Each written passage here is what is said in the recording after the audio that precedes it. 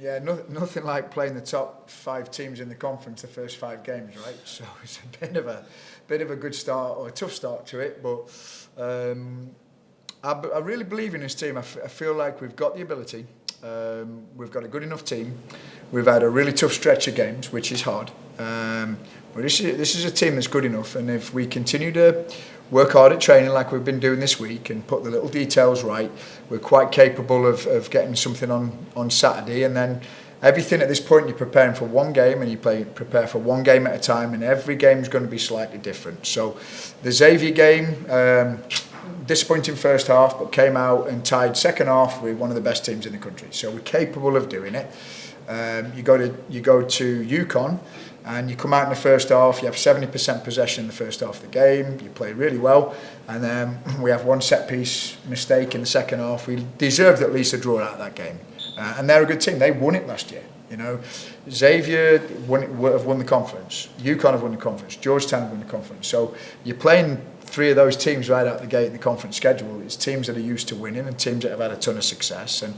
And our group's quite capable of rebounding from it and going on a run now. And you know, I wouldn't mind playing Georgetown again. I wouldn't mind having another crack at UConn. Xavier were very good, but I wouldn't mind having a crack at some of these other teams again. Last year I was like, oh God, we're not quite there. This year I know we can compete. We just have to do it for 90 minutes, and that's been our Achilles heel all season. Questions? Just to circle back to UConn real quick, how, I guess, deflating was it to see that what you conceded was on a set piece again? Yeah, it's kind of been a bit tough. Yeah, tough because we'd played well. I mean, the first half of that game was as good as we've played all season. We played really well. We had some good chances. We outshot them. We had more of the ball. So it was an unbelievable first half, and it is you know. But then you know, she also makes saves to keep us in games as well. And then the hardest thing to protect your goalkeeper. The hardest thing is when a forward makes a mistake and they miss a chance, nothing really happens. But if a goalkeeper makes a mistake, it's a goal, and that's what's difficult. It's a mentally challenging position, and you know she makes saves every game to keep us in games, and she made some good saves in the UConn game too. You know, the other little detail we have to stop doing is if we're conceding goals on set pieces, which we have been doing for 2 years, is stop giving set pieces away. Yeah. So if we can eliminate the fouls that we've been making, and we gave away a foul against Georgetown in a bad area, any time you give a set piece away in the final third, it's an opportunity for the other team to score, and we know we've not been great at it, so we just have to get better with that. I know that it's tough to play the toughest competition out of the gate. Is there any benefit from it? What does it do for you now as you head down the stretch? Yeah, so I mean, yeah, you've played the tough games. It can bother you mentally. I mean, it's like, I mean, a couple of people have said, oh, the girls don't seem to be playing with as much freedom this year. Well, they're not. They've been losing. They're second guessing themselves. That's what happens when you lose games. Even as coaches, you start to second guess yourself a little bit.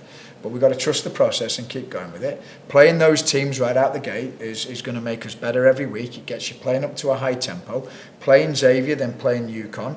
We went into that game and there was no difference between us and UConn because we just played Xavier. So we're playing these tough games. We're going to go into Providence after just playing UConn. We've had a week to reset. So these games are good. I mean, it's as difficult as it's been. We're only one game off last year. You know, so we can quite easily go on a run now the next few games and really turn the season around. But we just got to dial into the details, keep working hard, keep believing, keep trusting the process, keep being positive, and I'm convinced we can turn the corner. What's the belief level that you've seen out of your group? You mentioned you expressed that, but then there's also when the results don't go your way, it's easy to second guess that. Yeah, it is easy to second guess it, but it's been all season. And it's like, you know, people will talk about confidence and I'll say, well, if you're not confident, you don't tie with Xavier 1-1 in the second half. A confident team can't do that. If you're not confident, you don't beat Arkansas 3-1 in the second half. And that's one of their only losses of the year. They're number 6 in the country. They're top of the SEC. An unconfident team can't do that. So we've got it in us. We've just got to have that belief for 90 minutes. And then the set pieces, we've got to continue to get those right, which has been our Achilles heel. But an unconfident team can't do that. An unconfident team can't tie with Georgetown. An unconfident team can't tie with UConn 0-0 at half time. So we've got it in there. I'd said to the girls before the last game, I don't think it's an ability issue. I don't think it's a talent issue. I think sometimes it's that accountability for your individual performance or the accountability for you to talk to your teammates in games. I think that's where we have to be sharper over the 90 minutes is holding the standard and holding each other to that standard. If we make a mistake, let's not let that compound into 2 or 3. So we did get better with it. It was a really good game. Anybody watching the game against UConn's gone, that's 2 good teams. It could have gone either way. So and last year, for whatever reason, we were just coming out on top of those games. This year, we haven't quite done it. So Is that on your veterans and your leaders, or is that on just the individual that needs to be accountable in the situation to hold themselves accountable? yeah, I think it's on everybody, right? It's on everybody. If you're a freshman that's playing, there's no problem talking to another player on the team, or you might say a player, well, I'm not getting the ball. Talk to each other on the field, sort it out. If you're not getting the ball, demand the ball off of those players that are with you. Or a player might be saying, I'm making the run and I'm not getting released quickly enough. Talk to each other about it. Solve those problems as players. We can help solve those players as coaches as well. But it takes everybody. Everyone's got to be accountable to it. It's like marking your man on a set piece. You've got to be accountable for that. If you say at the end of the game, well, whose man was it? And no one puts their hand up. You've got to own it. You've got to be accountable for your performance. And I feel like we have been a lot better. Second half of Xavier, the whole game against UConn was good. We've now got to turn it around and be ready to go and beat Providence on Saturday.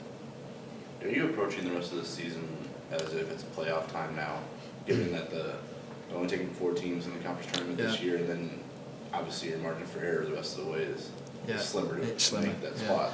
Having 4 teams has made it way more challenging, than last year with 6. There's less room for error, and that also plays on the the pressure that the student athletes are under, knowing that you haven't got as much wiggle room this year. So that all adds to it.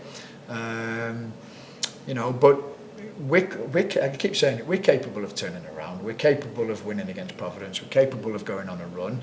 And it's one game at a time. That's what we know. We know we're there now. It's one game at a time, and we're in October. As we talk about this all the time, but everyone thinks in August they're going to win the championship. October is where it's going to count. You look at our September, we were 3-1-2 in September. We only lost 1 game in September. Yes, we've started up, but it's been Xavier and UConn in October. But we can go on a run. If we can do that in September, we can do that in October. And you get that run together now in October, that's when you want to start playing your best soccer. I see teams playing great games in August that go missing in October. If there's a time to get peaking, now's the time to get hot at the end of the season, not at the beginning of the season. Yeah, it'd be nice to be 3-0 right now, or 3-0-2. But this is the time to get hot. If you're going to get hot, this is when you want to get hot.